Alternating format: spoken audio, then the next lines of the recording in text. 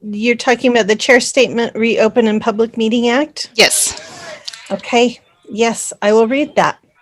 Okay. In accordance with Utah Code 52-4-207 sub 4, I have determined that conducting meetings of the Provo City Planning Commission with an anchor location, such as the Community Development Conference Room, presents a substantial risk to the health and safety of those who may be present there. These are the facts upon which I have made this determination. Utah has been in a declared state of emergency due to novel coronavirus disease 2019, COVID-19, since March 6, 2020, a disease outbreak which the World Health Organization has characterized as a pandemic. The Centers for Disease Control and Prevention, CDC, state that COVID-19 is easily spread from person to person between people who are in close contact with one another. The spread is through respiratory droplets when an infected person coughs, sneezes, or talks, and it may be spread by people who are non-symptomatic. Federal, state, and local authorities have recommended that individuals limit public gatherings, wear face masks, and follow social distancing guidelines, that individuals exposed to persons experiencing symptoms of COVID-19 self-quarantine for 14 days, and that individuals experiencing symptoms of COVID-19 self-isolate to prevent and control the continuing spread of COVID-19. Notwithstanding that Utah generally and Utah County specifically have been moved to the low-risk yellow phase, reported COVID-19 cases in Utah County have more than doubled since May 31st, 2020. Physical distancing measures will be difficult to set up and maintain in the Community Development Conference Room. Therefore, for the next 30 days, all meetings of the Provo City Planning Commission will be conducted entirely via electronic means. Meetings are broadcast live and available later on demand at youtube.com/user/Provo Channel 17. Agendas and support materials are available at provo.org/planning commission. To make a public comment or join a meeting via telephone, follow the instructions provided on public notices of each meeting. To send comments to the Provo City Planning Commission members or weigh in on current issues, email them at dspublichearings@provo.org.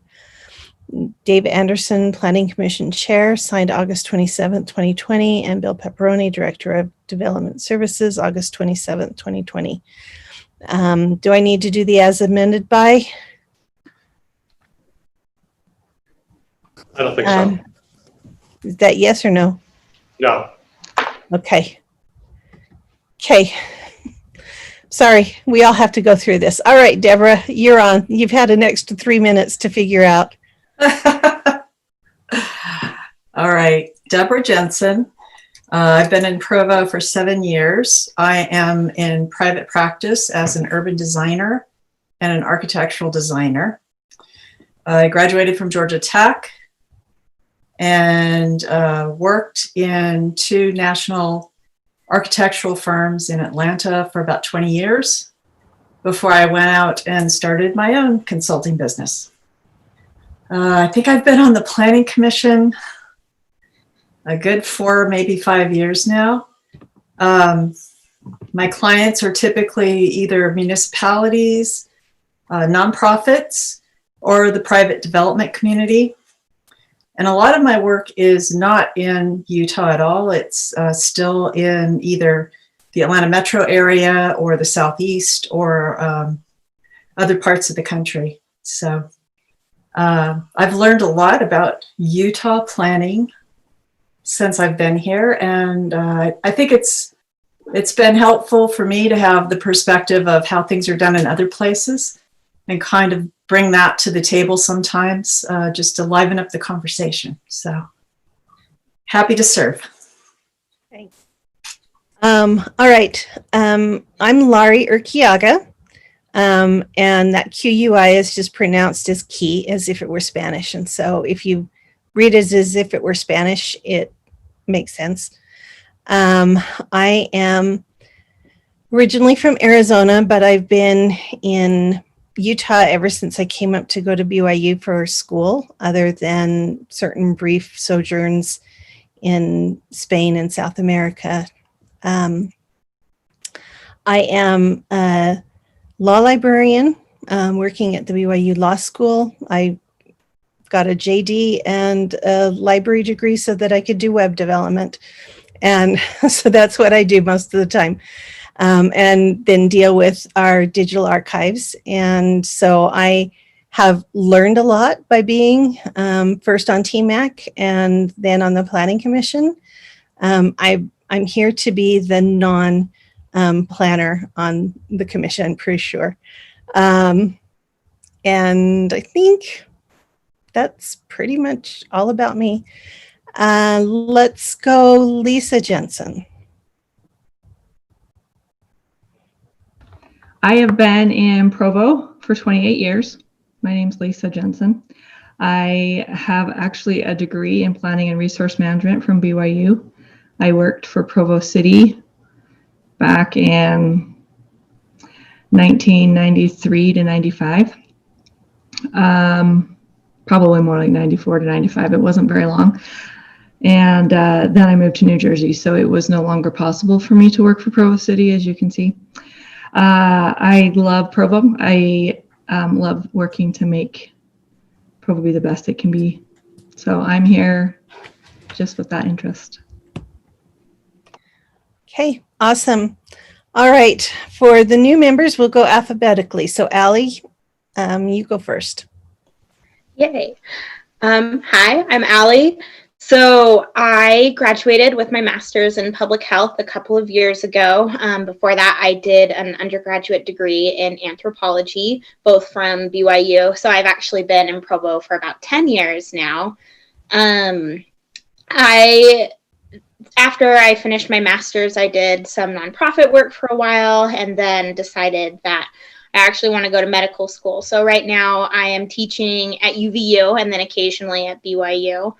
I teach biology at UVU, and then I was teaching public health at BYU, and then also taking classes at UVU. And my interest in urban design really is more of a hobby that stems from my public health background. It just is really interesting to me how the way your community is physically built can affect long-term health outcomes. Like you can see differences in lifespan between neighboring counties that are up to 10 years just because of how the communities have been constructed. So between that and then just wanting to represent some of the younger demographic that's in the area, I'm really excited to be here.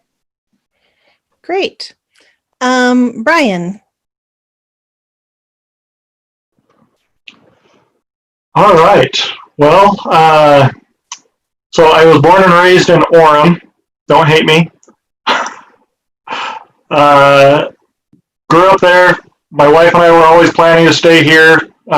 We built a house in Springville about 2 years into our marriage. We were going to stay there forever when all of a sudden we somehow ended up finding ourselves in Albuquerque, New Mexico. After I graduated from BYU, in urban horticulture. I always wanted to own my own construction company, do landscape construction, and somehow we ended up in Albuquerque. I don't know how that happened. It was a pretty crazy time in our life, but it was great because that helped us ride out the recession. While we were in Albuquerque, I realized I wasn't going anywhere because our company was laying people off, not adding people in. So I knew I wasn't going to move up, so I decided to go back and get a master's in landscape architecture. I did that, discovered a really passionate love for city design. And as I look back over all my projects over the years in my master's, all of them were city-type projects. They weren't, people's backyards. And so, of course, then I did the sensible thing. I got a job in Utah doing people's backyards. Got a job with Northland Design Group that was here in Provo up until about a year ago, but really pushed my boss to allow me to do landscape design or city planning projects. Did a few projects with different developers around town, and recently launched my own business with the goal of helping cities to find their vision and to find a way to be more proactive rather than reactive. And So I'm starting that business, still working at Northland as that business picks up. But I just love creating wonderful spaces for people, building communities, not just developments, places where people can thrive, and doing that in a way that the people are involved, that the people can really stretch their legs and do what people do best, and try to get out of the way as much as possible and let people do what they're going to do to make the world great. So that's kind of me in a nutshell. Okay, thank you. Daniel.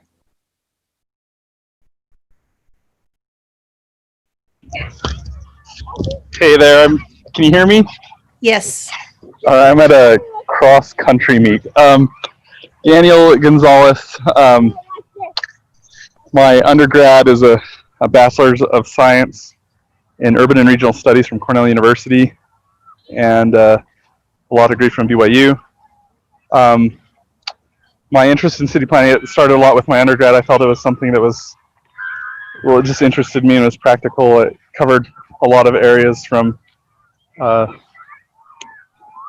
social welfare to landscape architecture, art, history, and planning. I'm a lifelong resident of Provo, born and raised here. Went to all my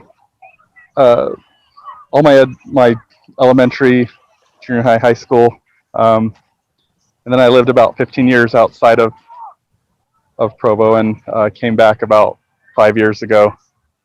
And I'm excited to continue serving and learning and helping move Provo forward. Okay, thank you. We're going to jump to the conference room, and Robert Knudsen is there. Robert, can you scoot around where you can be seen by the camera? We'll just move the camera. We'll move the camera. It'll be easier. Okay. And is nobody's ever seen your face because you're not on one of these things. It's probably not kosher to take your mask off, but would you introduce yourself, and then we'll have the city people do that as well. I'm Robert Knudsen. I wasn't born in Provo, but I've been raised in Provo for many generations. My great-grandfather immigrated here from Norway around the 1850s. And so we've had a presence in West Provo for ever since that time. I attended the schools here in Provo, went to Franklin Elementary and Dixon Junior High and Provo High School. Then went across the street to BYU and graduated with a bachelor's degree in chemistry and a little bit of microbiology. Went to work for U.S. Steel out at Geneva Works in Orem. Ended up being there in the chemistry department for 30 years. Enjoyed the work out there, and I retired just as Geneva closed in 2002. I married a girl that I grew up with in the neighborhood. We have 4 children, 2 boys, 2 girls. Now we have 16 grandchildren, and just recently we had our first great grandson. So time goes by. Love Provo, of course, been here all my life. I don't have any, like many of you, I don't have any educational background in city planning, but I've always had an interest in architecture and watching things grow. As a farmer in West Provo, you kind of have to have a love for that, because there's certainly no money in it. You have to do it for the love of it. So that's just a little bit about me. Okay, great. Bill, you're there. I'm Bill Pepperoni. I'm the Director of Development Services. I've been with the city for 10 years. Prior to that, I've been with 3 other local governments in Utah: Sandy, Draper, and Salt Lake City, also Utah County. And then I've spent about half my career in the private sector as a consultant, and then doing land development and home building. Okay. Robert's in there. Yeah, Who else is in that we have room? Aaron here too. It's here. I'm Robert Mills. This is me. I have been with Provo City for about 5 years now. I am a planner in the Community and Neighborhood Services Department. But we still like him. I appreciate that. And so our focus in our division is more on the long range planning projects. Most of you know that we are working on still trying to work through the contract details for our consultant to start the general plan process, the revision to that document. So the Planning Commission will be involved in that really heavily. But for me, like I said, I came here about 5 years ago. Prior to that, I was a planner in Honolulu, Hawaii. I had originally gone there for a master's degree after graduating from BYU here in Provo. I got a master's at the University of Hawaii and worked in the public sector for the city and county of Honolulu and also in the private sector with a land planning and a landscape architecture firm there. I never thought that I would move back to Provo, but it's been a really, really good decision for our family and really enjoy being here. Good. Who else is in the conference room with you? Aaron is here. Hi, Aaron. Hi, I'm Aaron Ardmore. I work in planning underneath Bill. I grew up in Seattle or north of Seattle, Washington. Came down here to the U of U. I got a degree in planning and have been working for Provo City ever since, so about 12 years now in different capacities, and enjoy living here, enjoy working here. Yeah, that's about all I have to say. Okay, is anyone else there to be We introduced? also have Melissa with us. Melissa, turn the camera around.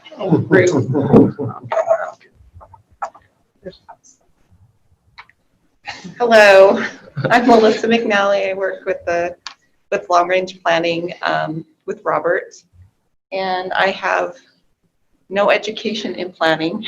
I'm learning as I go, and I'm just here to learn.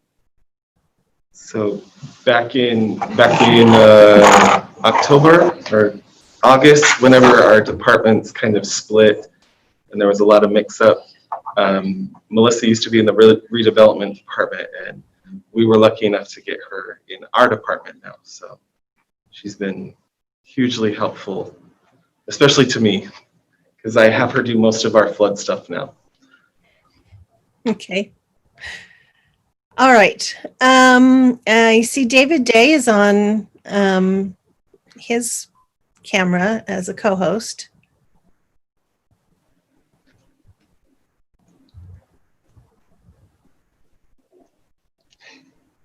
Are you there, David? I am. Wake up, I'm David. sitting in my truck with the background of the mountains. I'm David Day. I'm with Provo City Public Works. I've been with Provo Public Works for about 24 years. Prior to that, I worked for Geneva Rock Products for about 13 years, building roads and such.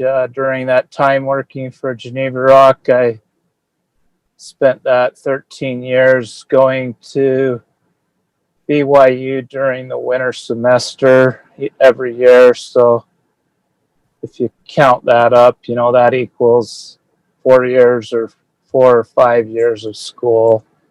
So I took the hard way through school, but we were raising a family and that seemed like the right thing to do. I enjoy working with all of you and with all of the planners. I also hope that you feel like you can approach me with any question or idea and have me listen to that and try to make things happen. So anyway, that's me. Okay, thank you. For those of you who are new, we never did this when I joined the Planning Commission, so I'm learning things about people that I haven't known yet either. And we need to shout out to our support staff, Na and Rachel, because they do an awesome job. I don't think this could happen without them. And any more introductions that we need to do? All right. Bill, do you want to take over the next part? Is he still around? Should we just go on to the agenda, Laurie? Let's just go to the first public hearing item on the agenda. Okay. Oh, yeah, I guess the planning commission members should talk about whether or not they have a conflict with any of the agenda items. Oh, okay. I was thinking we were in a work meeting, not the general meeting yet. So, all right. If the planning commission members would again state their name and whether or not they have a conflict. Deborah? Deborah Jensen, no conflicts. Okay. Robert? Robert Knudsen, no conflict. Lisa? Lisa Jensen, no conflict. Allie? Allie Jones, no conflict. Ryan? Ryan Henry, no conflicts. And Daniel? Daniel Gonzalez, no conflicts. I will be cutting short in this meeting though. Okay. And I again am Laurie Urquiaga and I do not have any conflicts. All right. We will begin with item number 1. The Community and Neighborhood Services Department requests an ordinance text amendment to Chapter 15.06 of the Provo City Code relating to condominiums. This is an item with citywide application and let's see. I'm getting into my things. Staff report on that is Robert Mills. Okay, thank you, members. So I understand that most of you have not received your packets, and we sincerely apologize for that. I think emails went out too, but I don't know. So I will go through the basics of this ordinance amendment, and then if you have any questions, please feel free to ask me. So essentially in our ordinance, we have a provision that gives instruction on how to do subdivision plats. Condominium plats are very similar in their requirements, but in our ordinance, some of the approval processes are a little bit different. They still have to go to Planning Commission for approval and things like that. And we just wanted to align these two processes. So the condominium plat requirements would be more traditional to the subdivision plats. So basically allowing the Development Services Department to approve those through their administrative process, just like final subdivision is done that way. So all of the text that you see in red is text that we are removing that references either the Planning Commission or approval by the Planning Commission, and replacing that with Development Services Department. So nothing substantive is changing in regards to what's required or how the administration will then go ahead and approve these, but it's just the process. So if there are any specific questions, I'm happy to go into that, but that's kind of the general understanding of this ordinance text amendment. Okay. Commissioners, questions for Mr. Mills? In reading in the conclusion part of the, it talks about the staff is recommending changing the process of planning condominiums, giving the responsibility solely to the administration and its designee, which would be the Development Services Department instead of the Planning Commission. So if I read that right, that means that we will no longer hear items that have to do with condominiums. Yeah. So for plats, Only the plat. the plat part. Okay. So if somebody actually comes in as a development project to build a condominium project, they would still come to you as the Planning Commission through the project plan application process. But the actual plat would be approved administratively. Thank you. And the reason for this is kind of the parameters for approval are already within the ordinance. And as long as all of those conditions and all of those requirements are met, there's really no recourse to deny that. So it's one of those things that to streamline the process, we can just go through, make sure they meet all of the requirements and then approve. Okay. Commissioner Lisa Jensen. I know we talked about this as something that we were going to try to do to take away things from the Planning Commission that could be safely done by the staff.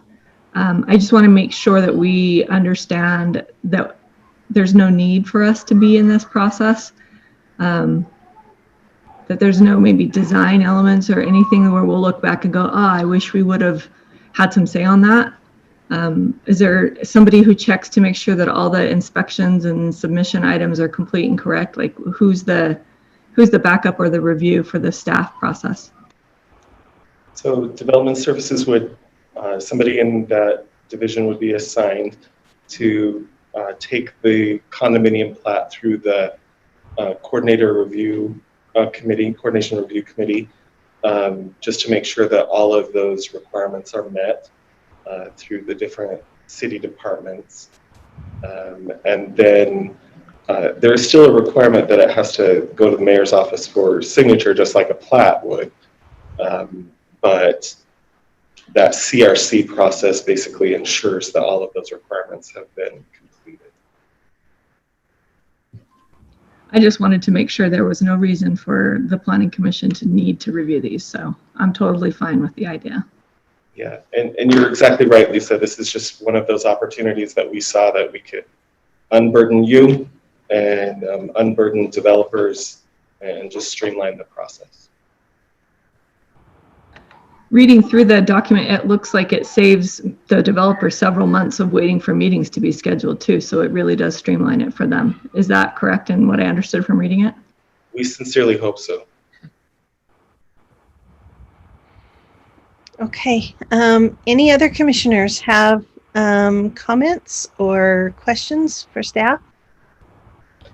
I actually, Laurie, I just wanted to mention one quick thing. I was reviewing this again today, the language that we had. And so when you get your packets, there will be a couple references to the coordinating review committee. Those are typically not codified.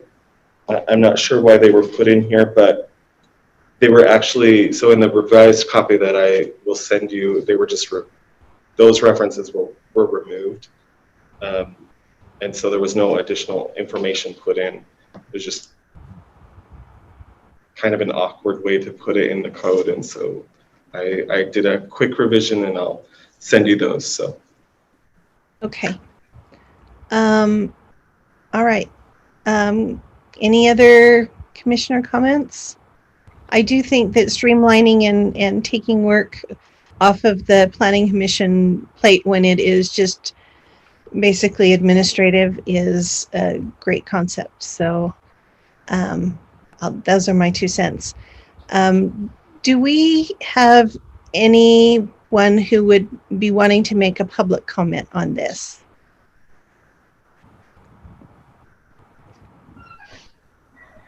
There are no public comments at this time. Give it a minute. Okay.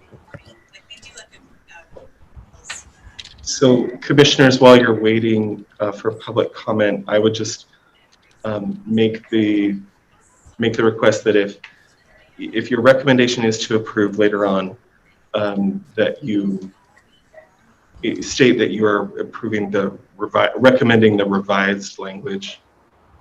So. Okay.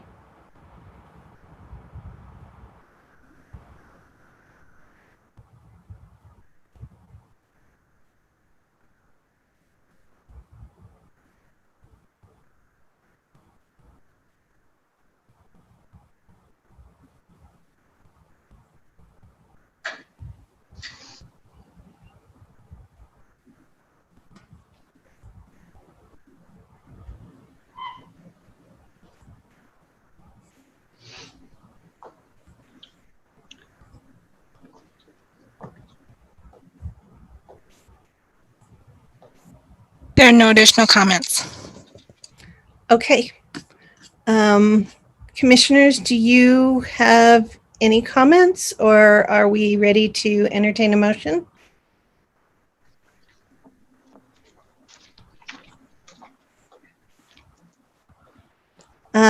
Deborah Jensen.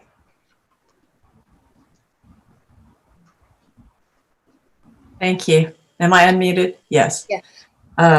I will just say that I would support this this measure because it streamlines the process.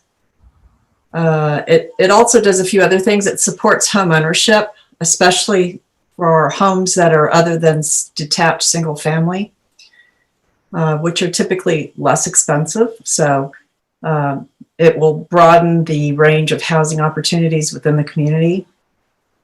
And also, one of the things that I've experienced over time is that existing apartments that are converted to condominiums, that trend kind of comes and goes. And I've seen it really be a very hot topic when we have a hot economy and interest rates are low. And being able to have a more streamlined process for that kind of conversion of existing rental properties is actually letting the market, or letting the code permit the market to operate more freely in terms of the housing typologies that we have in the market. So I would fully support this. I think it's a good measure. Thank you. Any other commissioner comments?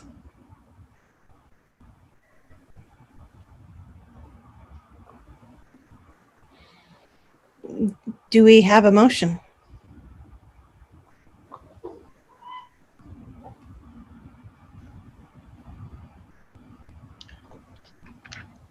Deborah. You're muted again. Deborah, you're muted again. Thank you.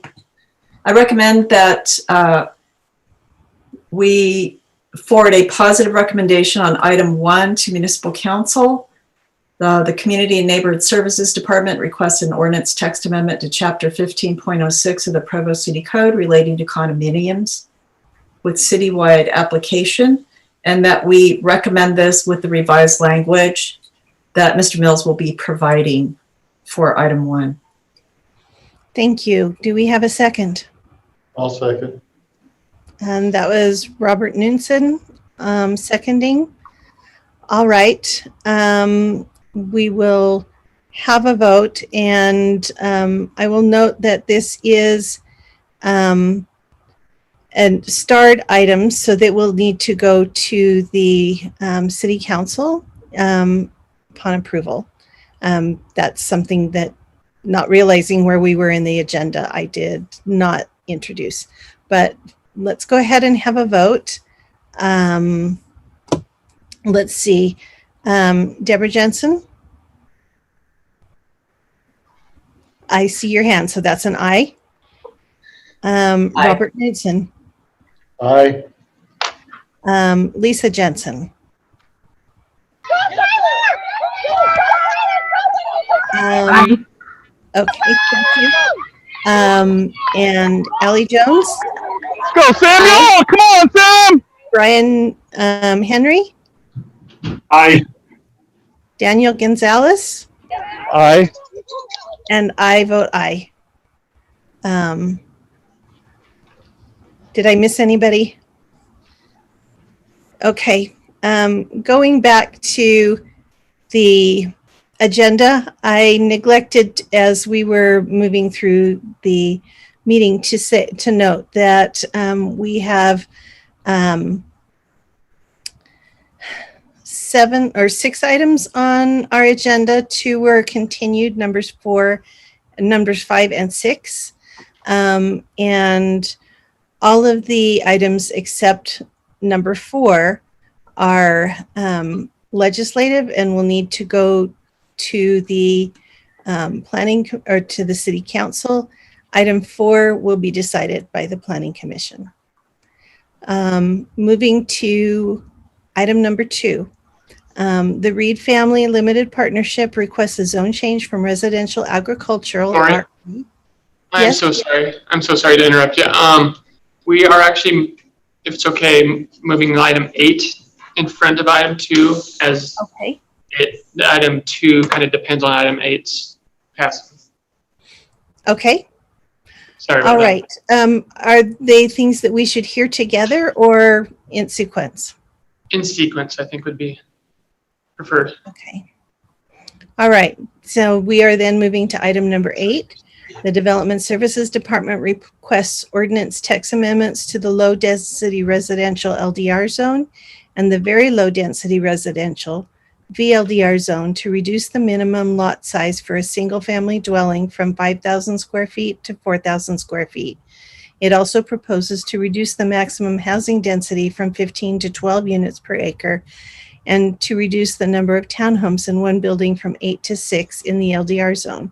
This has city-wide application, and Aaron Ardmore will present the staff report. Okay, thank you. Sorry about all the mix-up with the hearing tonight. So I'll go into this amendment that staff's proposing.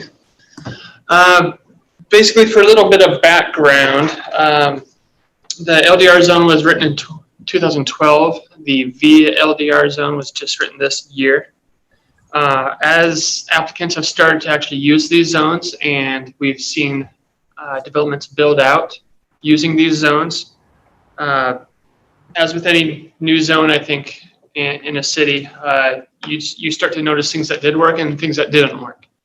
And one thing that we have realized as a staff is that the LDR and VLDR aren't serving as the residential buffer as well as we thought they would.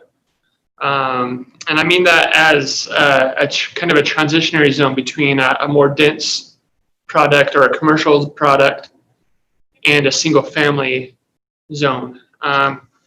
So this zone, the LDR zone, the VLDR zone, they're supposed to provide the characteristics of a single family neighborhood.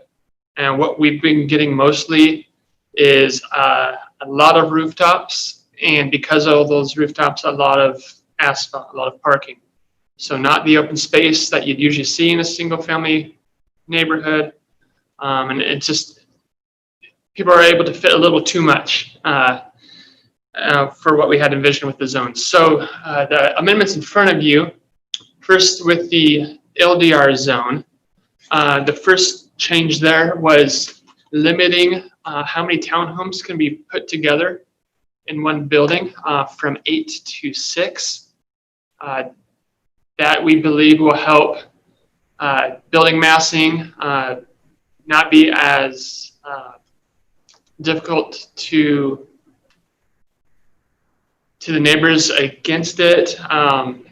Single family neighborhoods that have had these come in just saw these big bulk of townhomes and really didn't feel that fit in the neighborhood, and staff would tend to agree.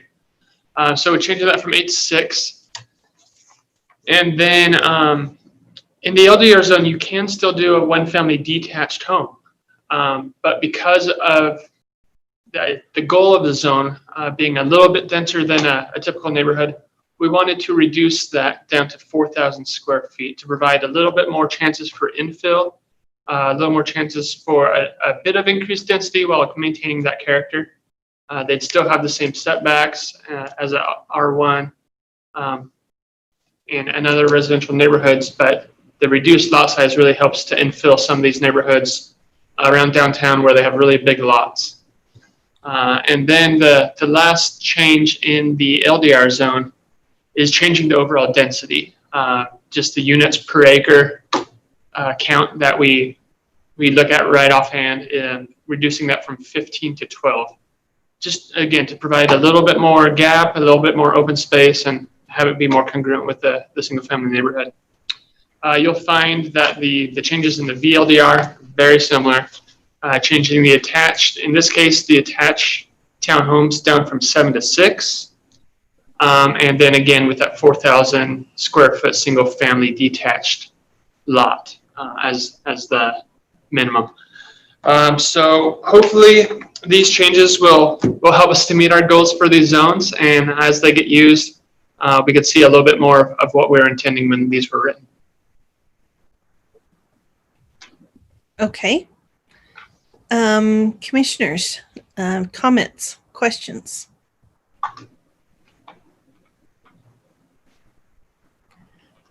Deborah Jensen. Thank you.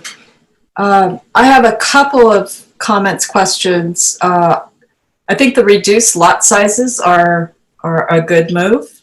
5,000 square feet is probably too big of a requirement especially for infill development as we sort of densify and urbanize over time. Especially since you have a 50% lot coverage restriction in the code. I was just curious if the lot coverage includes paved areas such as driveways or parking spaces. No, it just counts buildings. Okay, thank you. And then my other question was concerning the number of conjoined townhome units, the reduction. I was just wondering why you chose the particular quantities that you did.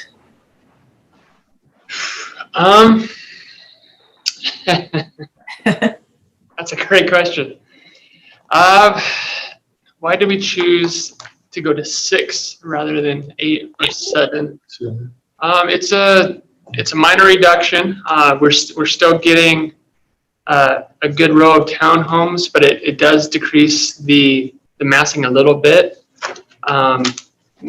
With a lot of these things, they are kind of shooting for the right number and hope it fits. I don't know if Bill has anything more on that. Yeah, I suggested to make that change because in many of these LDR zones, we knew or we anticipated that they would end up going against single-family neighborhoods to be adjacent to a single-family neighborhood. In fact, the items you have on your agenda tonight that got pulled off are exactly that, this LDR townhouse development next to single-family. An 8th unit townhome, that's an awfully massive building to be adjacent to single-family homes. That's a lot of mass there. I've been saddened to see the number of applicants going to those maximum numbers, the 8-unit buildings or 7-unit buildings. So I think it just makes more sense to scale that back some. Usually the builders temper that a little bit because the end units sell first and they sell for the most because they have more windows. So I thought that market condition would encourage the smaller buildings and not so many 7 and 8 unit buildings. But that hasn't really turned out to be the case. If any of you who have planning or architecture background have any experience in this, I'd love to hear what your opinions are. But that was the thinking behind it. Thank you. Yeah, I was just curious because if you're transitioning from single family to something more intensive, and this is sort of the in-between zone, you know, a typical townhome is, I mean, it can obviously vary, but for planning purposes, we usually lay them out at 25 feet wide. So, you know, if you have 6 together, that's what, 150 feet long. So it's considerably larger than a single family home, but it's not as large as an apartment complex, for example, or a commercial building. The other question, the last one I had, was whether there's any requirement for where garages are accessed from, whether front loading is permitted or if they're required to be rear loaded, or if that is in the code at all. This zone does have design standards with it in 1434, and it does address garage as not being the primary feature if it is a front-facing garage. So we've tried to allow some flexibility with that while still maintaining some good design standard. So generally, our rule has been if it's a public street, the garage needs to be in back or to the side. It shouldn't be in front. If it's a driveway or a private street, then we've allowed it to be a front-loading garage. Okay. The only reason I bring that up is because if a townhome, if they're 25 feet wide and they're right next to each other and they all have a garage in the front on the street, it's pretty brutal in terms of an urban environment. Yes. Right. So I was just curious whether you had any regulations that covered that. That's all I have. Thanks. Thank you. Okay, thank you. Commissioner Lisa Jensen. So I just wanted to ask about the step down effect between LDR and VLDR. The changes that are proposed here will make the number of attached units and the minimum lot size the same for both of these zones. So the only difference is that one allows 12 per acre and the other one allows 7 units per acre. Is that a sufficient difference between the two zones? I think to us it is. I think that provides a little bit more variety in these older neighborhoods that are being redeveloped off the edges and infill occurring. For 7 units an acre to 12 units an acre is a visible change. And I think the two of them together can help serve a purpose of kind of transitioning those neighborhoods. I just want to make sure we don't get the zones so similar that there's no longer a need for 2 distinct zones. Yeah, I appreciate that.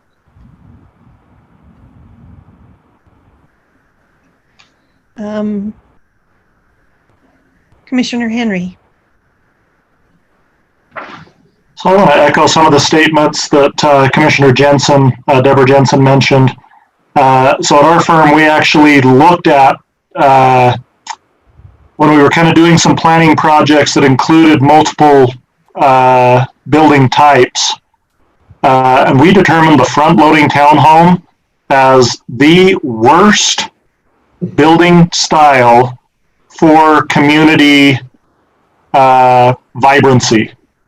The backyards that result are nearly useless. The front yards destroy the streetscape because they're all just concrete drives. And we even did a little bit of looking at materials, and we found that the alleyways are a couple of yards of concrete more than all the driveways across the front. And we determined then and there that we would never design, if we could ever avoid it, a front-loaded townhome. Because it doesn't make for good communities, in our opinion. I have other thoughts on townhomes. I'm going to save those for another meeting, but that's just some thoughts that we found at our firm. No, I think we'd agree with that, and hopefully our design standards address that. The problem is, I think the front-loaded ones are still pretty popular in the market, in that insignificant backyard is big enough for people to be able to let their toddlers go out and play, or let a pet go out, where the owner doesn't have to stay there and keep an eye on them. At least that's what we hear from the builders. Okay. Deborah Jensen.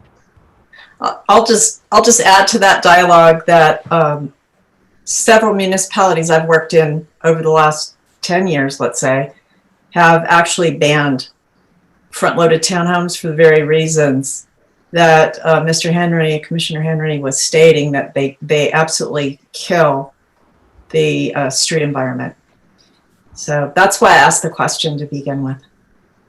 Thanks. Additional comments or questions from commissioners?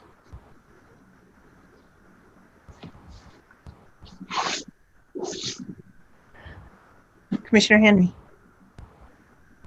Another quick question. Are there any design standards for the minimum width of a garage? I know we owned a home in Albuquerque that we always joked it had a 1.5 car garage, because the only way we could fit them both in there is if my car was literally inches from the wall. And even then, the kids would open the doors and slam them into the other car, and we were kind of shimmying in the doors. Is there a minimum garage width standard? There is, yeah, that's in our parking chapter 1437. There's standards for 1 and 2 car garages.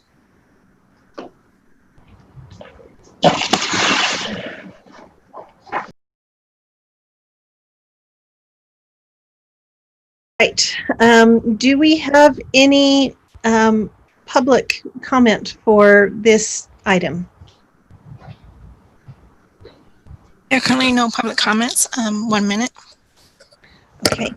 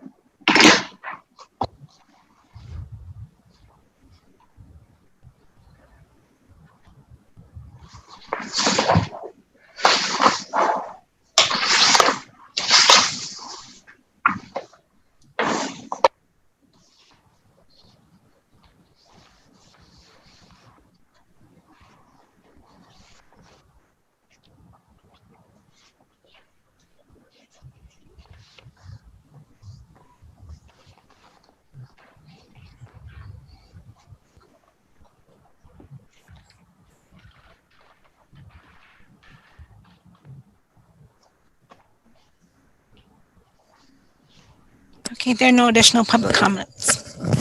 Okay, thank you. Do we have any additional comments from commissioners or any clarifications from Development Services?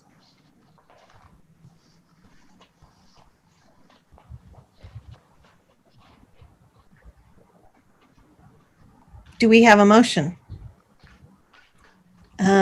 Commissioner Lisa Jensen. I raised my hand at the last minute on your previous question, which was, does everyone feel comfortable with the differentiation between the two? That was my only barrier to this revision.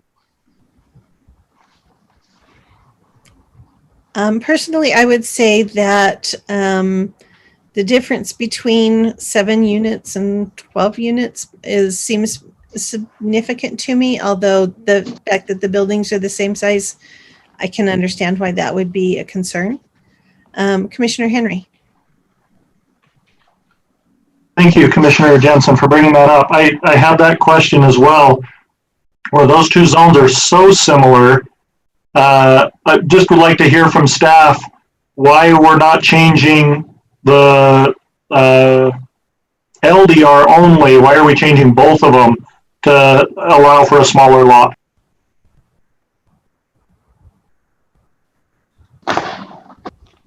In the 2 planning commissions ago, when we had a request for dividing a lot, and it was a very odd shaped lot, I got the impression that kind of the direction we got from the planning commission was to look at a 4,000 square foot minimum. And so we just thought we should apply it to both zones, but that odd subdivision is what prompted that at the planning commission meeting. As far as the difference between the 2 zones, my guess is that if the LDR zone had originally been written at 12, the VLDR would have been put at 6 or 5 units per acre. I think the VLDR went to 7 because the LDR was at 15. With the LDR zone at 15, it's difficult for developers to achieve that. And even though the ordinance says up to 15. It gets frankly frustrating negotiating with the developers who feel like if they can't achieve the maximum of 15, that means the city should make concessions in other ways or in other areas because they didn't get their maximum density. And I don't think that's what we meant, and I don't think that's what we want to entertain in the future. 12 units per acre in a townhome development is much more realistic and much more achievable. And so I suggested lowering that from the 15 to the 12. I agree. I think that's a good change. In my experience, and it's somewhat limited in planning, but a developer, the first question they ask is, what are our maximums and what can we get away with? And so definitely making that code be what we want it to be it is a good call. I was just curious why there isn't more differentiation, but I agree with Commissioner Urquiaga that 12 and 7 definitely will produce two different styles, even though the rest of the standards are the same.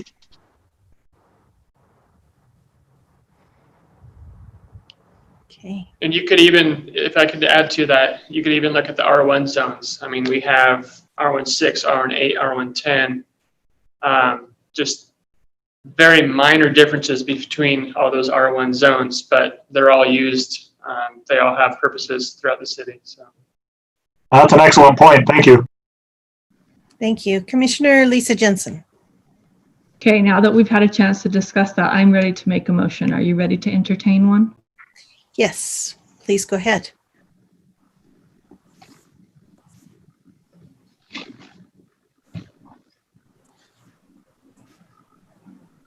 I move that we forward a positive recommendation to the City Council for item number 8. The Development Services Department requests ordinance text amendments to the low density residential zone and the very low density residential zone to reduce the minimum lot size for a single family dwelling from 5,000 square feet to 4,000 square feet. It also proposes to reduce the maximum housing density from 15 to 12 units per acre and to reduce the number of townhomes in one building from 8 to 6 in the LDR zone. Thank you. Do we have a second? I'll second. Seconded by Allie Jones. All right. We will move to a vote. Deborah Jensen. Aye. Robert Knutson. Aye. Lisa Jensen. Aye. Allie Jones. Aye. Brian Henry. Aye. Daniel Gonzalez. Aye. And Dave Anderson, are you prepared to vote on this? And do you have any conflicts? Yeah, late to the game. No conflicts. Aye. And myself, Commissioner Urquiaga, aye. So that is unanimous. We will forward that positive recommendation. All right. So moving then back to item number 2 at this point. Is that correct, Mr. Ardmore? Or Yes. okay. Item number 2, also legislative. The Reed Family Limited Partnership requests a zone change from residential agricultural RA to general commercial GC, CG, pardon me. Wait, is it CG or GC? It's CG. Okay. For approximately 0.5 acres located at 2022 West Center Street, Fort Utah neighborhood, and Brandon Larson will present the staff report. Okay, thank you. So I do want to make one quick clarification. That text amendment that you just heard will impact items 3 and 4. So there's a zone amendment application proposed here on the corner, the northeast corner of the intersection of Geneva Road and Center Street. Currently, we have a half-acre parcel that's in the residential agricultural zone. I looked, and it looks like it's been in that zone along with, I don't know if you can see my cursor here, but generally in this area, it was zoned RA, I think 1993. So everything else around it's kind of been rezoned to a commercial zone. You've got SC1 neighborhood commercial, you've got shopping center commercial around it, and then of course the general commercial zoning on the corners, and then kitty corner from it, some residential. So their proposal is pretty straightforward. They're asking that they be rezoned to the CG zone to line up with some of the adjacent parcels. Let me take you a little closer to the vicinity here, give you an aerial photo of the property. You can see the Fort Utah Park up here. And you recently talked about this parcel for a rezone, the Smith's parcel. And I'll dial in here a little closer. So there's our half-acre parcel, and you'll notice that it has this little separate piece that makes up part of the half-acre total. Right now, if you saw it in my staff report, there's a couple of uses being conducted on the property. There's Harvard's fruit vegetable stand, and then a taco stand, taco trailer on the property as well, a food vendor operation. And so those are not, the CG zone is, the RA zone doesn't allow for the uses that are being conducted on that property necessarily, particularly the food vendor operation. So this proposal, if approved, would certainly help with some of the violations that are currently on the property. I'm going to take you to our map, our southwest area future land use map. The subject property is right in this corner. If you can again see my cursor, you can see that the land use designation on this map is Village Center Commercial Mixed Use. The proposed rezone fits nicely with the Village Commercial. Half-acre parcel would certainly help to bring some, would certainly help to facilitate some additional commercial opportunities on that corner where we already see some. And staff would note that this area certainly seems to be underserved by commercial opportunities and uses. And so staff feels like this is a reasonable request to facilitate some additional commercial development. The application appears to be in harmony with the general plan and the southwest area future land use map, as I just noted. And staff would recommend to this planning commission that they recommend to the city council approval of the proposal. Okay, thank you. Comments, questions from commissioners? I would have a comment. Okay. Why are they changing? Are they changing? Do they have an offer to have something built on that corner, or is it just so there's no violations for the other things that are there? I think the violations are a part of the reason why they're asking for the rezone, but to be fair to the applicant, there was a neighborhood meeting back on the 3rd of this month, and he just generally said he'd like to have the ability to consider additional commercial opportunities on that property. There's no concept plan proposed. Typically, when you see a rezone application, there's a concept plan associated with it, but this one, he's just simply saying, hey, look, I want to open this property up for commercial development, and I don't have a concept plan. I'm just open for commercial development, or I want to be open to commercial development property. Okay, Commissioner Lisa Jensen.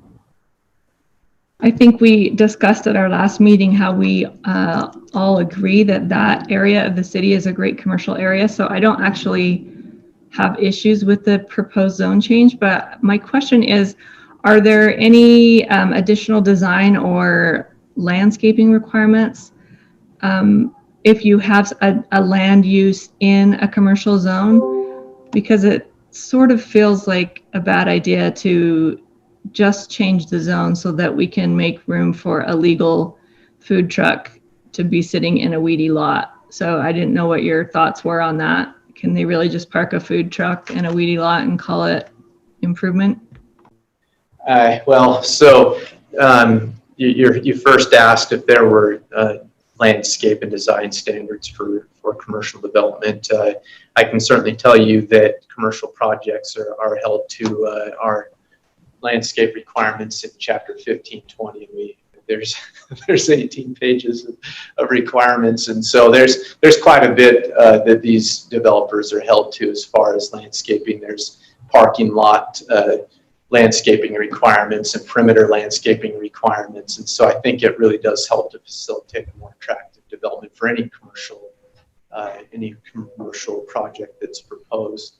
I understood, just to be clear, I understood that part of it. I just wonder if we're leaving it at status quo and this, for the time, excuse my neighbor's dog, for the time being, if they leave it as it is there any requirement placed upon him just by changing the zone that would require him to upgrade the property for this temporary use that he has on it? To immediately upgrade it just because it was rezoned to a commercial zone, and I'm to my understanding there is no requirement to do that.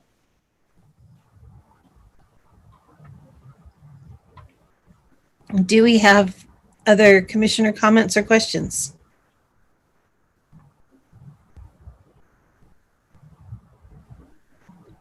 I do like the idea of encouraging commercial development here.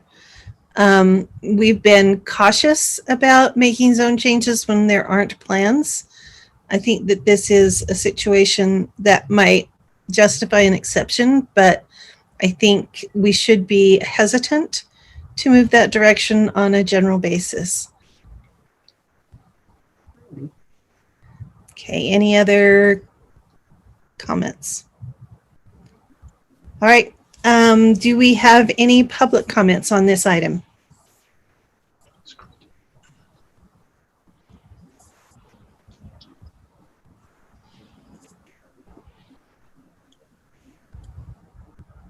There are no public comments at the moment. 1 minute, please.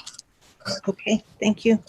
So you don't want me to speak on it? The applicant is here and prepared, or I believe he's watching. Oh, is the applicant on the line? Yeah, the applicant, I did talk to him earlier today, and I believe he is available to take any questions or make any comments. I am here. Oh, okay.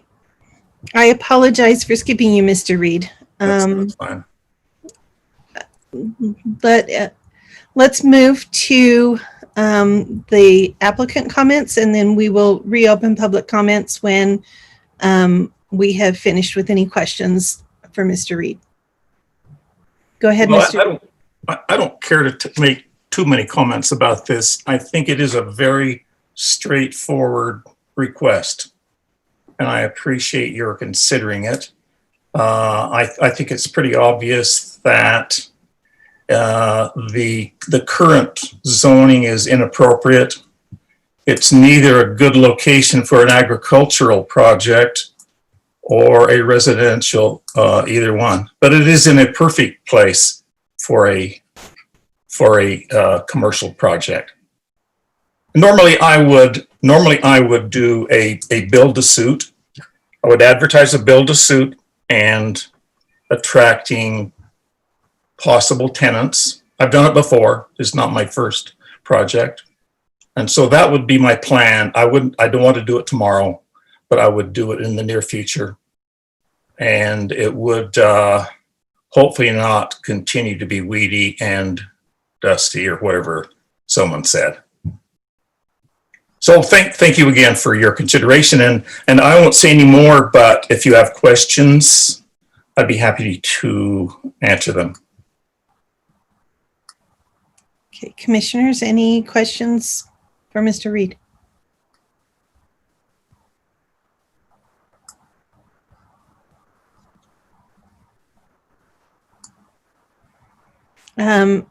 Commissioner Henry. just curious, on a half-acre lot, there's a few uses I can think of, but what are some potential build-to-suits that you would consider for that particular parcel? A quick loop, for example, would fit. I've checked stores like 7-Eleven. I realize there's a 7-Eleven across the street, and so that would not be a possibility, but a 7-Eleven will fit on there. I once built a restaurant on a property that was 1/3 acre, and it worked very well. It's an extremely successful restaurant. That was 20 years ago, and it goes on and on and on. And so you could build a drive-in restaurant there easily, even with a drive-up window, and it would work. So obviously a half acre is not a large piece of ground, but I have a piece of property in Lehigh that's 1.5 acres, and I have 3 fairly large buildings on that, and it works fine. So there are real possibilities there. Okay. Awesome. Thank you. You bet.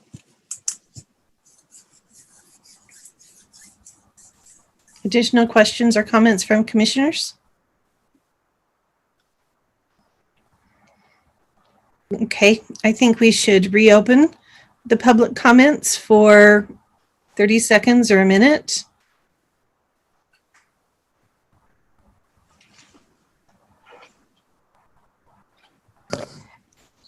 There are currently no public comments. 30 seconds.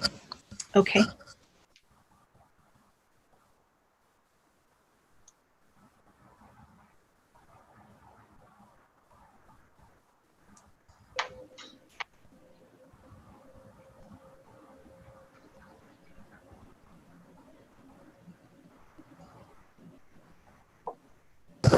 No additional public comments. Thank you.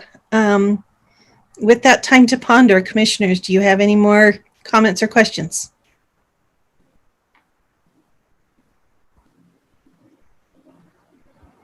Okay. Commissioner Lisa Jensen. I would just like us to discuss the comment you made earlier about whether it's a good idea to change a zone without a proposal, a more detailed proposal. I agree with you that it's clearly not going to be residential agriculture, so it's different from a previous one because we're changing it. We're proposing to change it to something that makes more logical sense. But I would just like to hear maybe a little bit of discussion on how the commissioners feel about that before we move forward. Thank you. Dave Anderson. I really like the way that Commissioner Urquiaga stated it earlier. I'm going to try to restate, as I understood it at least, that we don't want to make this the normal practice, but that for a few different reasons. One, this being a kind of a priority corner, in my opinion, for non-residential use. I think this is the right time to make the zone change. I'm not nearly as concerned with changes to non-residential zones about the end product that we might be left with by pre-zoning properties as I am with residential changes where there's so much more, I think, latitude and just opportunity that developers have to present things that might be a concern for us. I don't see that as being nearly as significant of an issue with this particular commercial zone. So I'm comfortable with it, but again, I really appreciate what's been said about us not wanting to make this the typical practice. And for me, that particularly be the case when we're talking about, for example, changing to a higher density residential zone. Thank you. Commissioner Deborah Jensen. Thank you, Madam Chair. I agree with both Mr. Anderson and Mr. Urquiaga's comments about not wanting to make this a standard practice. I think in this particular situation, I would support approval or a positive recommendation on this because it supports the future land use map that's shown in the general plan and also the Southwest neighborhood plan. this node on Center Street was determined to be appropriate for commercial development in the future, kind of a village center or node. So I think it's appropriate in this instance. Thank you.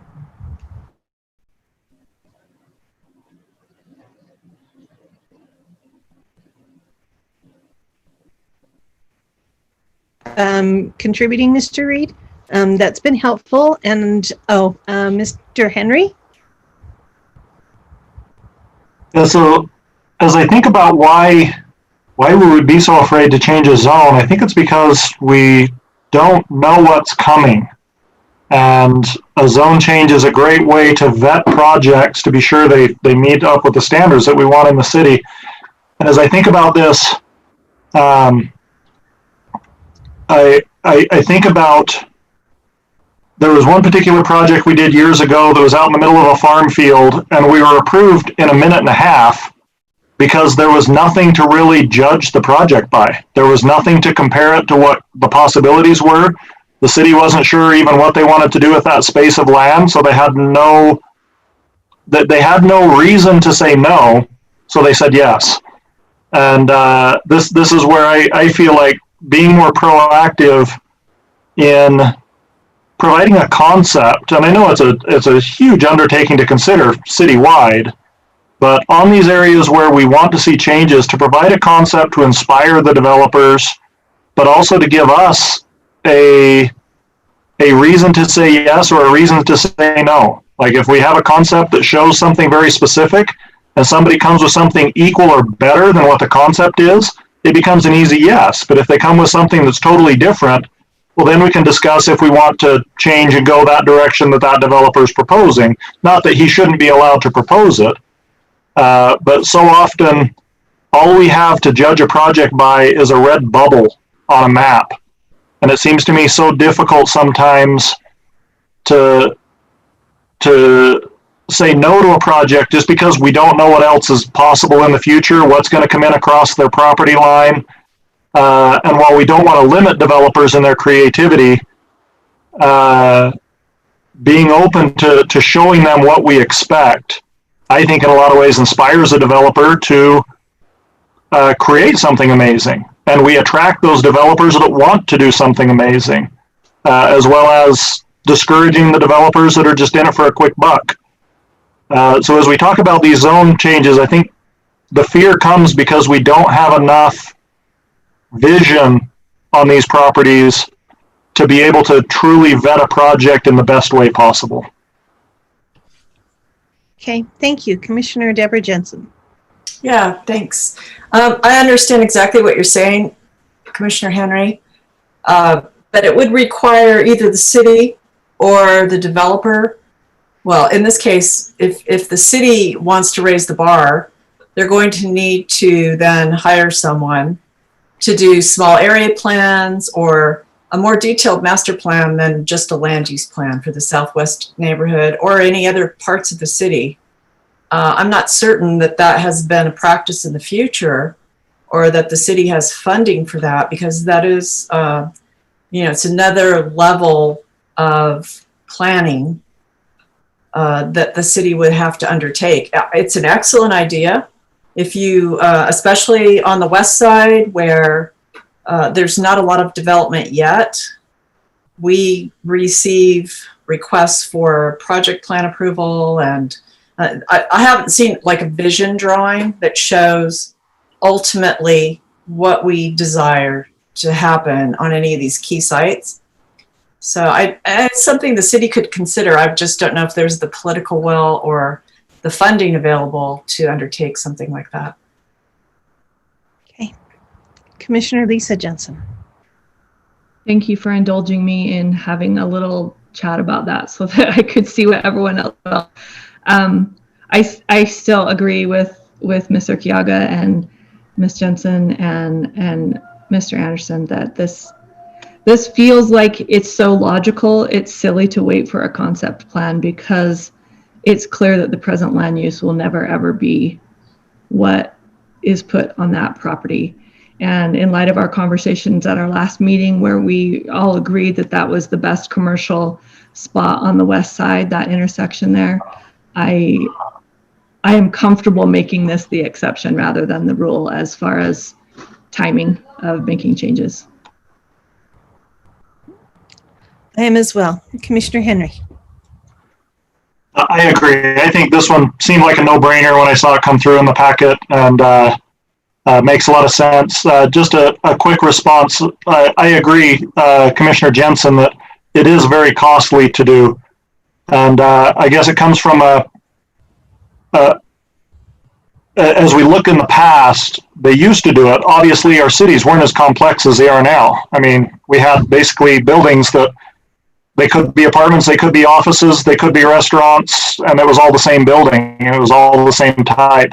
Now we've got drive-throughs, and we've got oil change, and we've got, you know, so many different types of buildings. We become very specialized.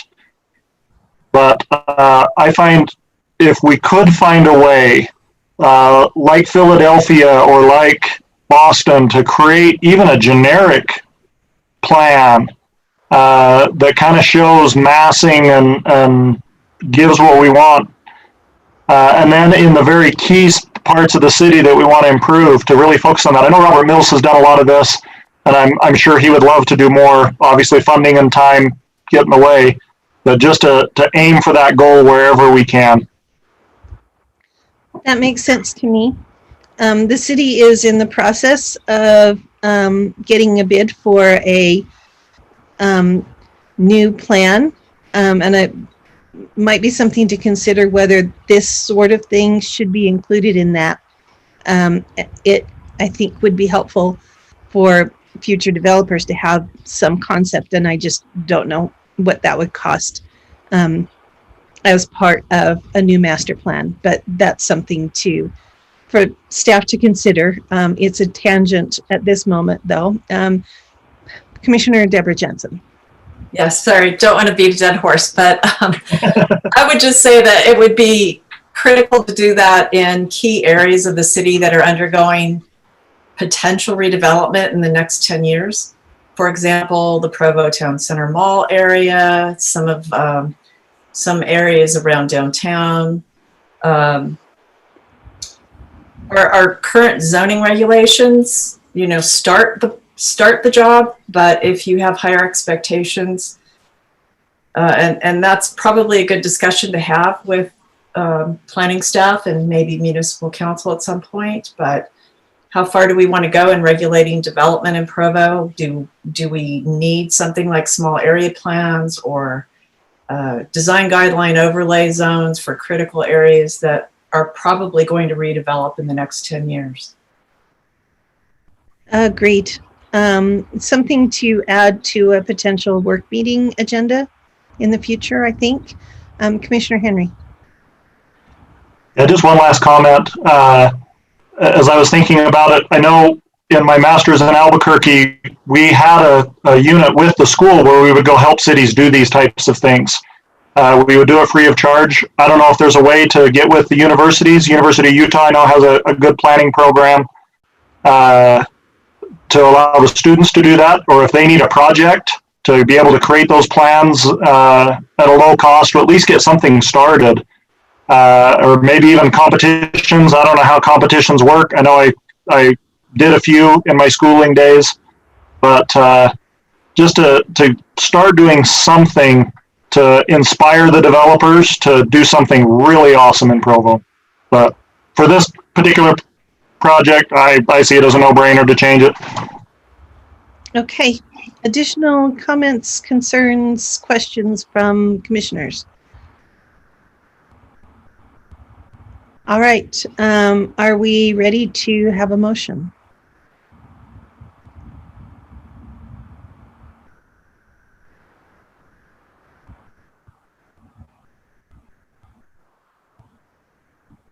Laurie, do we need to hear from a neighborhood chair on this? Do we have a neighborhood chair? There are no neighborhood chairs.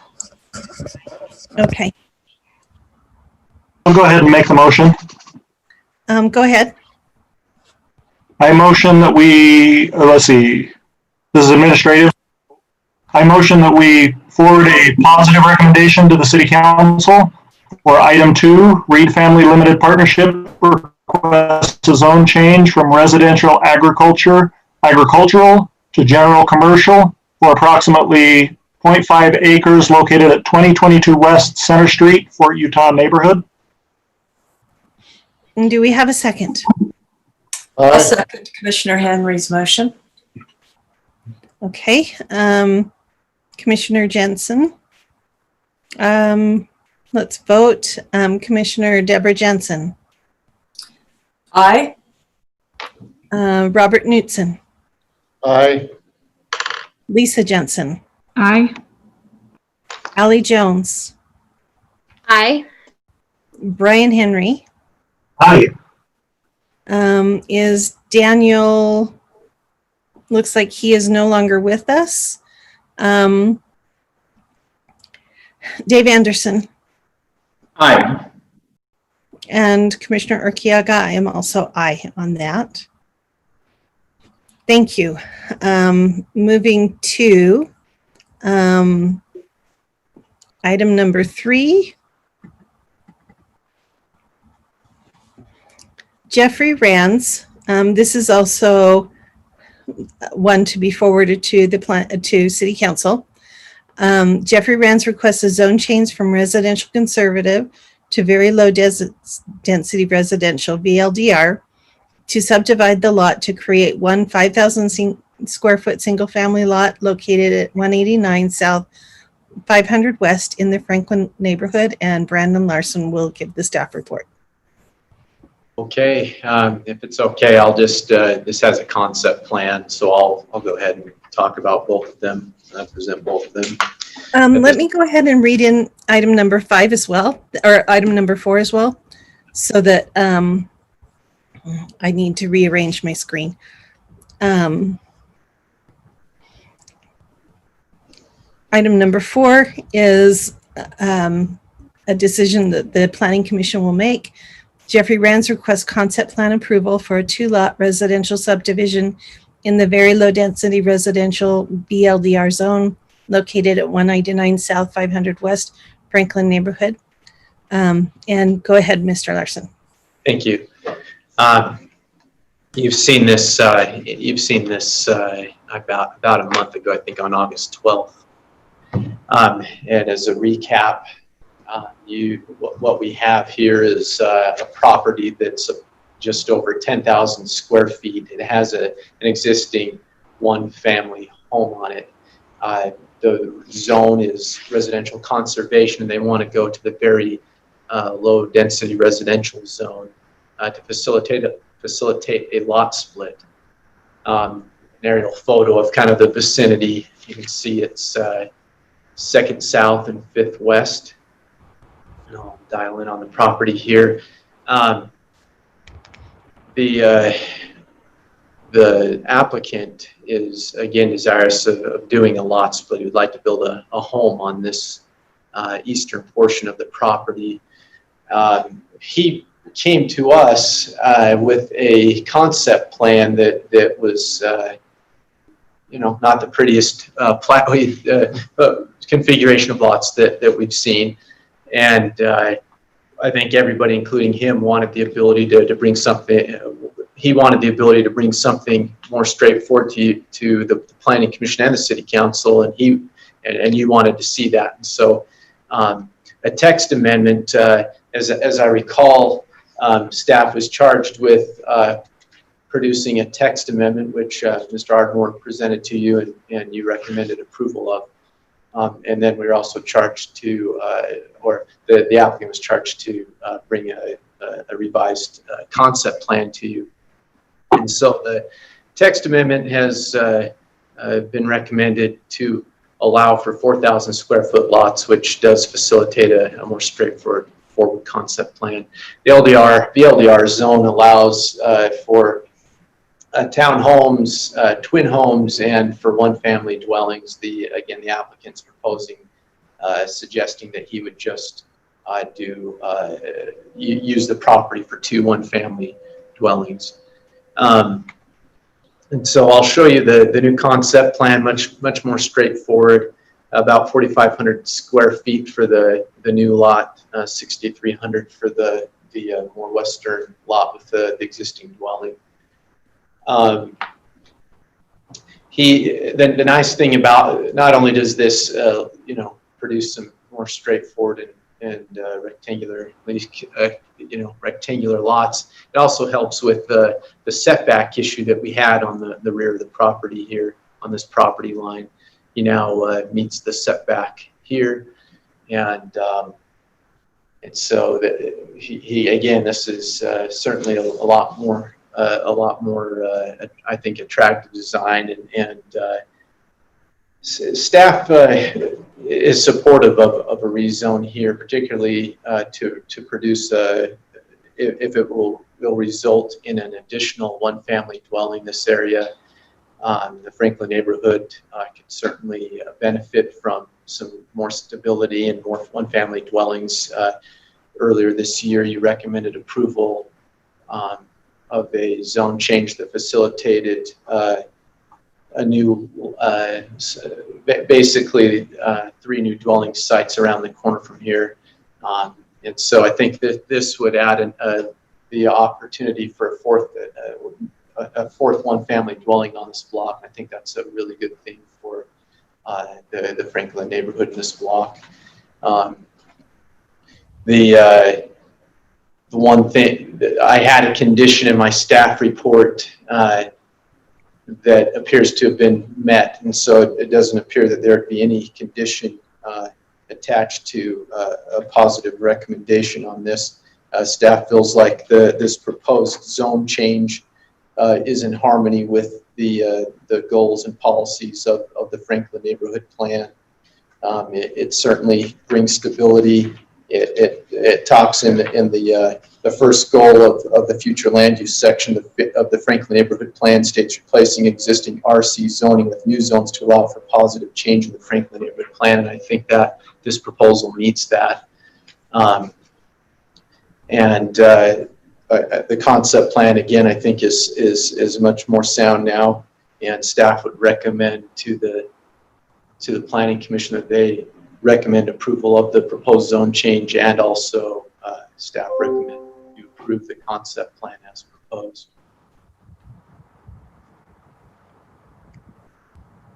Is there a concept plan for the revised building, or is that just waiting on it being sold? Yeah, he hasn't proposed any type of, he's not proposing like a specific building. There's no elevations. He's just proposing to establish an additional dwelling site, and then there would, that there'd be a building permit submitted in the future for a future home. And does that lot configuration allow the required setbacks on every side, as well as the correct house size, building size? Yeah, so you've got a 20-foot front setback, 10 1/8 side yards, and I think it's another 20-foot rear yard, and he should be able to fit a decent sized home on that lot. Okay, good. Commissioners, any additional questions or comments for Brandon? Mr. Larson. Commissioner Lisa Jensen. So the 4th bullet point on the first page of the staff report says that both lots would meet the VLDR lot requirements. I just want to make sure that means the new ones that the staff is proposing that we just recommended to the city council, not the existing ones, right? Yeah, it says the proposed minimum lot area requirement for the VLDR zone. Okay. Can the concept plan be approved even if the zoning language doesn't, I guess the zoning, if the city council decides not to accept our recommendation and approve it, can we still approve a concept plan? Yeah, you would. Thank you for catching that. Yes, we would have to condition approval of the concept plan on the approval of the zone change. And the text amendment, of course. So thank you for catching that. Okay. Additional questions or comments from commissioners?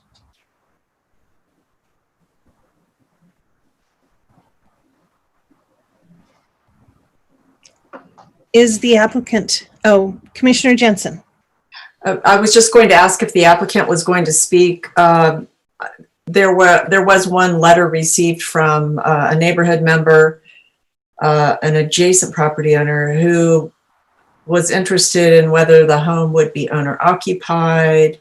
I know we have no jurisdiction over that, or I just would like the applicant to speak to that issue. Sure. Hi, can people hear me? Yes, we can hear. Great. Thank you for your time and consideration. I'm Jeff Rands, the proposer. My current plan is to build a single family house. That's where we're going for the VLDR. And I would not keep it as a rental.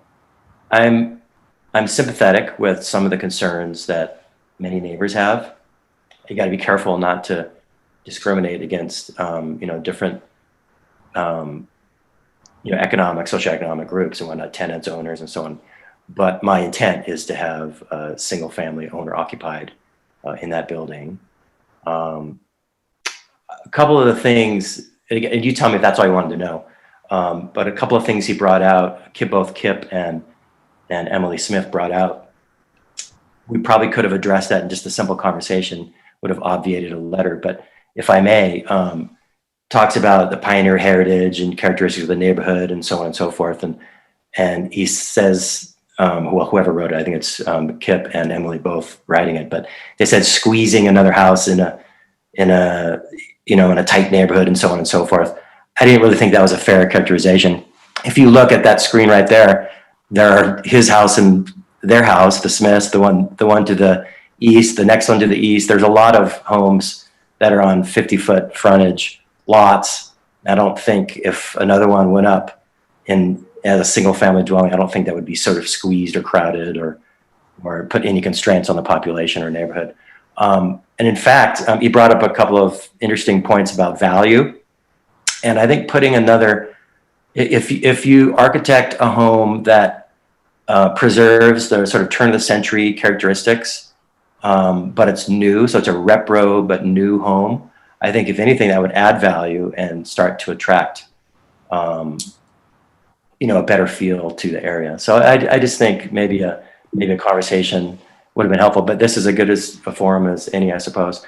Also mentioned welfare and safety. And I think as the 500 West construction is finishing, with the broadened sidewalks, and I was just over there today. I have more parking now. I mean, I just don't think welfare and safety is threatened. Those are certainly legitimate issues, and we all care about them deeply. But I don't think having another repro design new home is going to cause any threat to safety. In fact, I would think it's a good thing for the welfare of the community, like I already said. But does that cover anything that you wanted to address? And I'm open to any other kinds of questions too.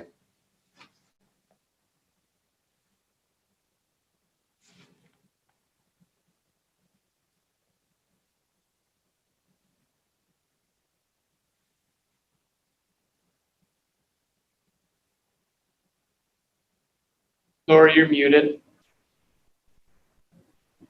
Thank you. My daughter walked through, so are there questions, commissioners?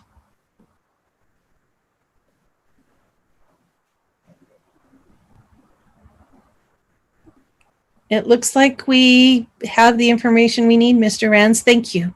Okay, thanks. Okay. Is the neighborhood chair on the line?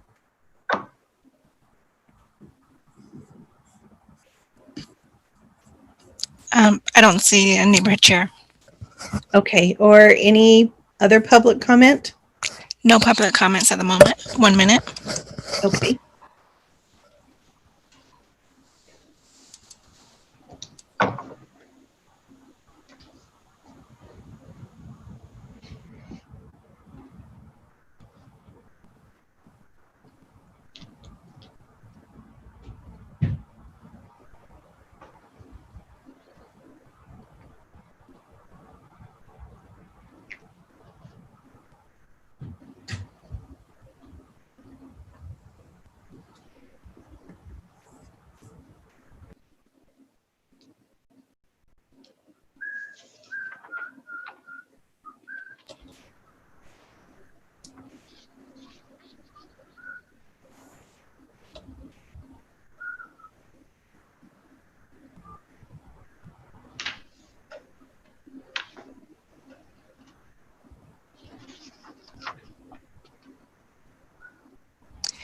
There are no additional public comments. Thank you. Okay, commissioners, any discussion, questions or comments? Commissioner Lisa Jensen. I liked knowing that one of the Franklin Neighborhood Plan goals was to change from RC zoning eventually to something that encouraged or enabled more stable residences. That was good support for this for me. And I love what Mr. Rands has presented to us compared to last time. I feel like he listened to what our suggestions were and addressed the concerns that we had. I think this would be a beautiful addition to the neighborhood. We've seen projects presented in this area before that were architecturally blending in, and I think this has the potential to be very nice.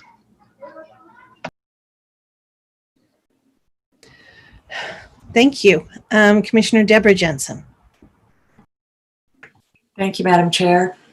I would recommend that we approve this or issue a recommendation for approval.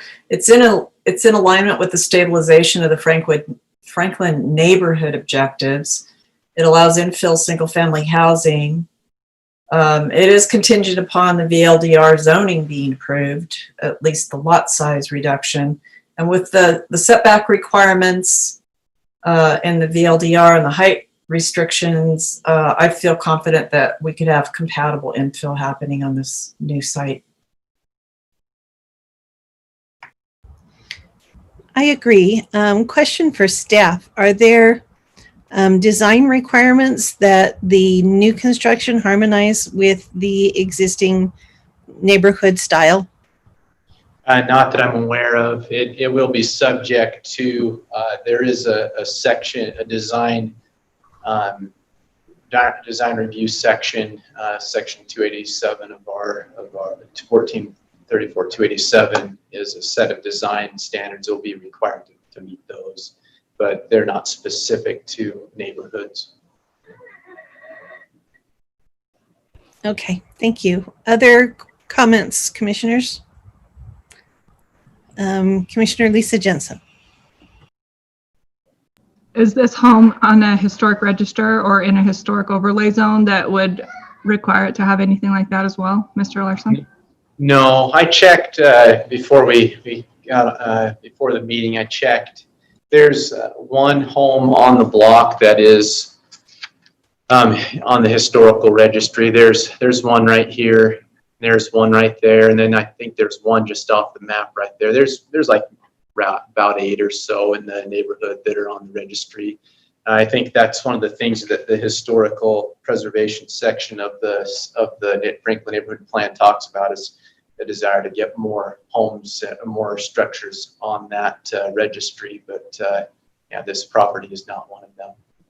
It is not part of a historic district, no. Okay, thank you. Additional comments or discussion, commissioners?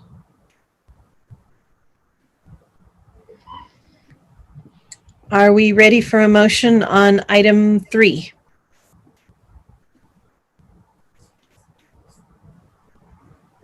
Commissioner Deborah Jensen. Thank you. I'm ready to make a motion on item 3. Go ahead. Okay, for item 3, I recommend that we send a positive recommendation to Municipal Council on item 3. Jeffrey Rands requests a zone change from residential conservation RC to very low density residential VLDR to subdivide the lot to create one 5,000 square foot single family lot located at 189 South 500 West in the Franklin neighborhood.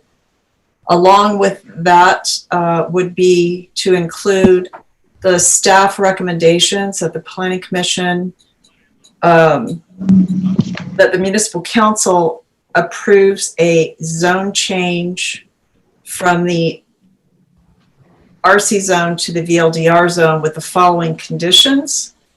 1, that this zone map amendment only be adopted if the proposed text amendment PLOTA 202002 7.4, to reduce the minimum lot area for one-family dwellings in the VLDR zone is adopted, and the concept plan associated with this proposed zone map amendment complies with the adopted minimum lot area requirements. Thank you. Do we have a second? I'll second it. Who was that? One of them was me. I don't know who the other one was. Oh, okay. I heard Commissioner Jensen. All right. To vote, Commissioner Deborah Jensen. Aye. Commissioner Robert Knutson. Aye. Commissioner Lisa Jensen. Aye. Commissioner Ally Jones. Aye. Commissioner Brian Henry. Aye. Commissioner Dave Anderson. Aye. And myself, Commissioner Urquiaga, aye. We will forward that positive recommendation. Do we have additional comments for item number 4, or are we prepared for a motion at this point?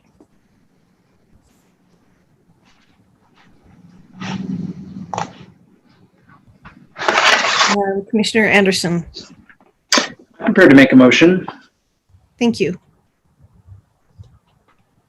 I move that we approve item number 4, the proposed concept plan for the 2-lot residential subdivision located at 189 South, 500 West. Okay. Pardon me. And that would be with the same caveats as the previous item. Do we have a second? I will second that one too. Commissioner Lisa Jensen is a second. All right. Voting, Commissioner Deborah Jensen. Aye. Commissioner Robert Knutson. Aye.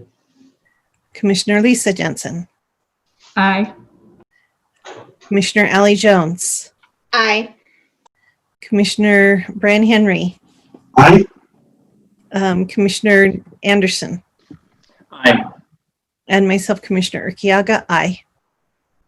We have approved that with the understanding that it is contingent on the municipal council enacting both the VLDR zone change and the text amendment and the change to this particular zone. All right, we are ready to move then to item number 7,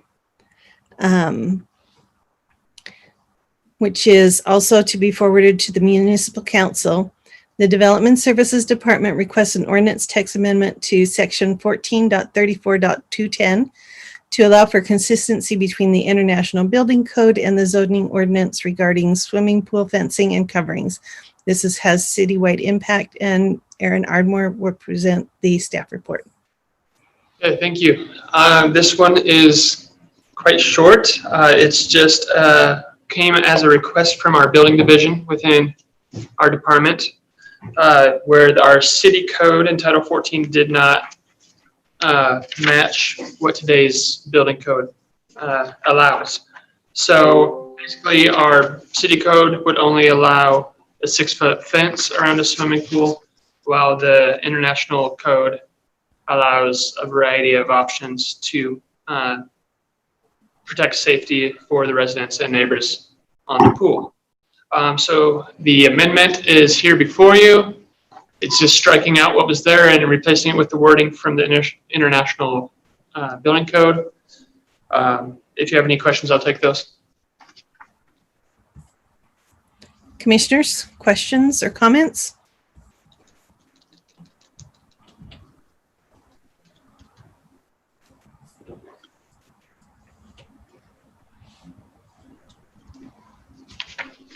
There are no questions or comments. All right. Do we have any public comments on this particular item? No public comments at the moment. 1 minute. Okay.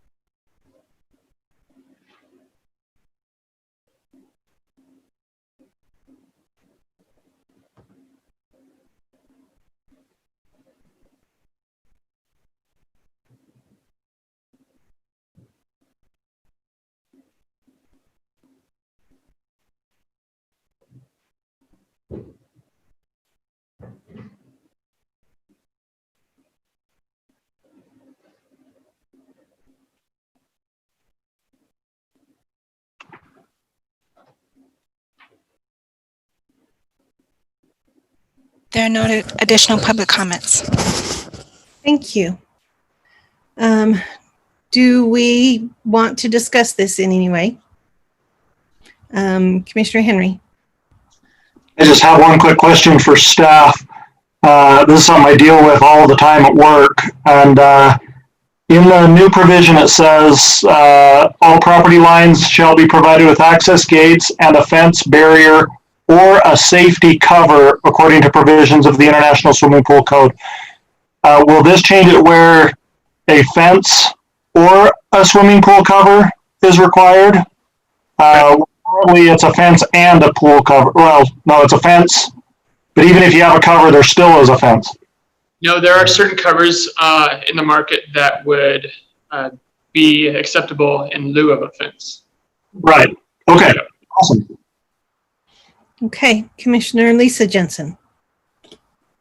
I mostly just wanted to say I like it. It's an easy change. My understanding is that this allows the building code to be updated in the future without needing to update the zoning ordinance again, the way the wording is. So that makes it nice that there's not the need to update it again when the building code changes. Good point. Other comments, questions? Are we ready for a motion?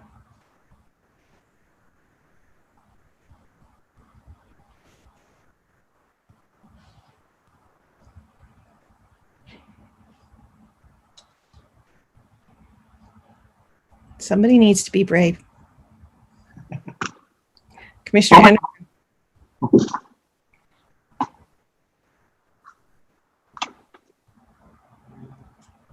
Sorry, Lori, was that me? Yes. I will go ahead and move that we recommend that item number 7, the proposed ordinance text amendment to section 14.34.210, to allow for consistency between the International Building Code and the zoning ordinance regarding swimming pool, fencing, and coverings be approved. Do we have a second? I'll second.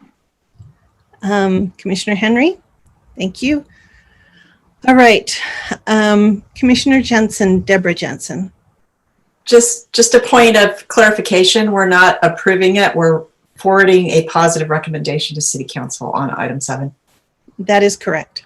And I am aye. Thank you. Commissioner Knudsen. Aye. Commissioner Lisa Jensen. Aye. Commissioner Allie Jones. Aye. Commissioner Brian Henry.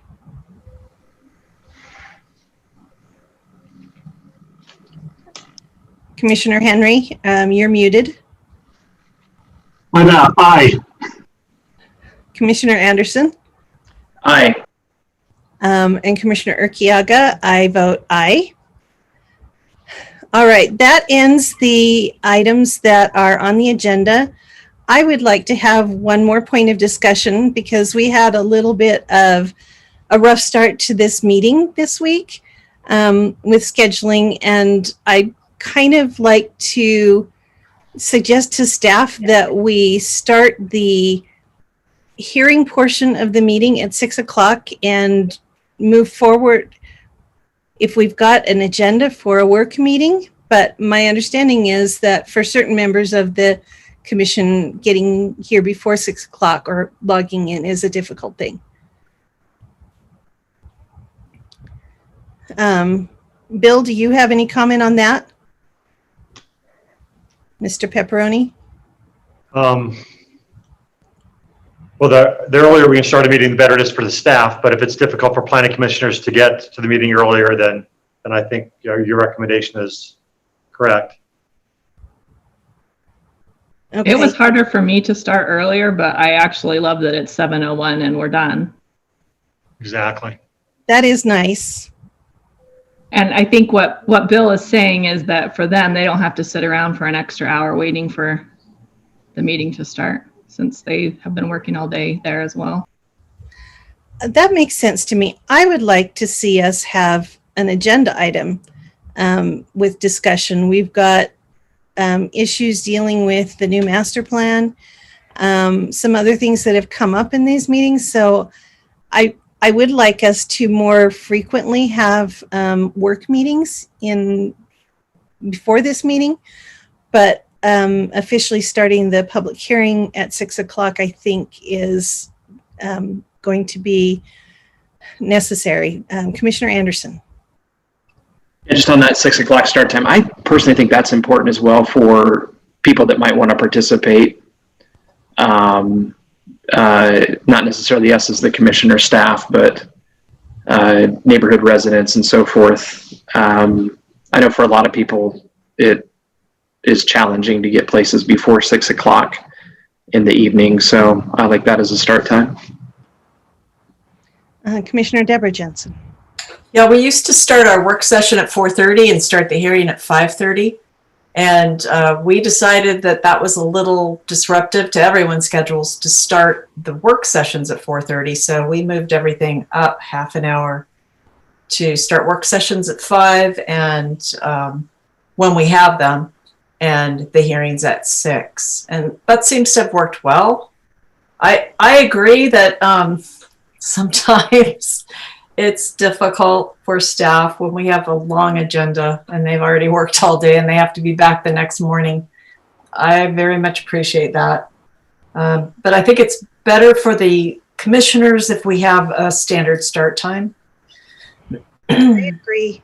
I think this could lead to sort of a random start time in the public not knowing when things would actually begin and maybe missing something that they wanted to comment on. And I do think we have things to work on. And I would encourage the city to let staff come in late the next morning if they have been working till midnight. So, yeah, not that I have any authority on that. Any additional comments? Is there a rule of when the meeting has to end? I know one time we went really late and another time we voted to hear it at the next meeting. Is there some sort of a standard on that? We don't have a rule, but the city council has adopted a rule of 9 o'clock. Once 9 o'clock hits, they decide whether or not they should keep going or whether they want to stop their meeting. That's why I brought that up to you a couple meetings ago when it was going very late. The mayor was actually impressed that you all went till 10 o'clock at that last late meeting we had. I think following a city council kind of model might be a good idea. I think so too. Is that something that we would need to vote on?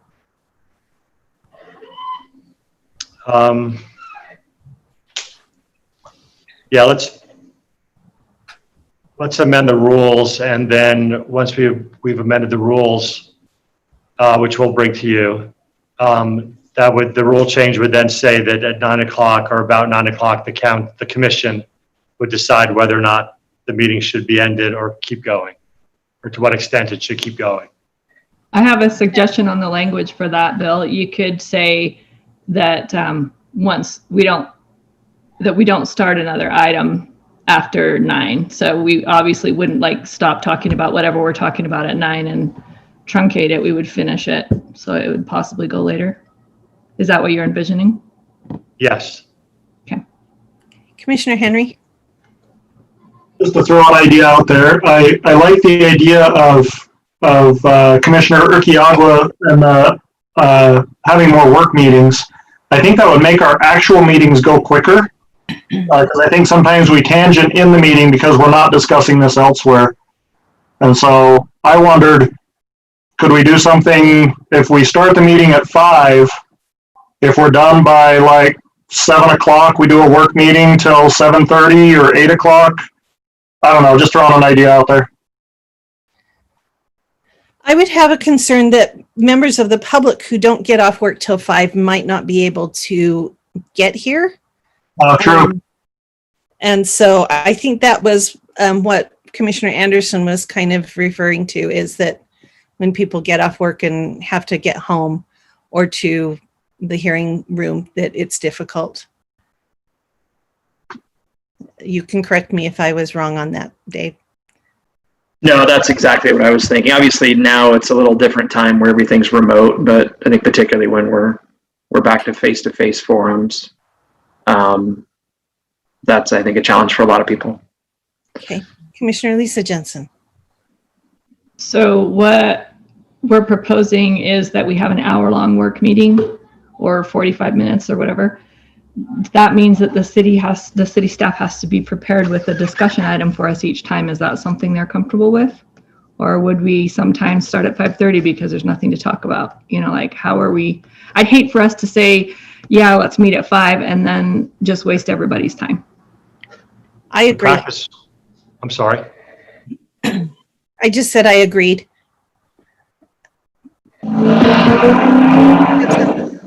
Bill? Yeah, what we had been doing previously was having study sessions from 5 to 6, and we didn't seem to be having problems coming up with topics to discuss. And so I would say yes, that we would do 5 to 5:50 and take a break and then start the hearing at 6. Okay. Any other comments on this? Questions? Okay. I think we're good. Do we have a motion to adjourn?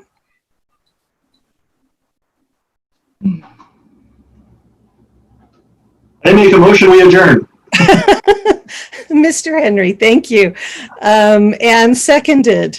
I saw a wave from Commissioner Jensen. Were you seconding that? I was trying not to be the first one to talk again, but look at that. I was second. Okay. Just a voice vote. All in favor? Aye. Aye. Any opposed? The motion carries. See you in a couple of weeks. And thank you all. Laura, you did great. Thank you. Thank you. Good job. A little bit of a surprise, but hey. That's what made it more impressive. All right. Thank you all.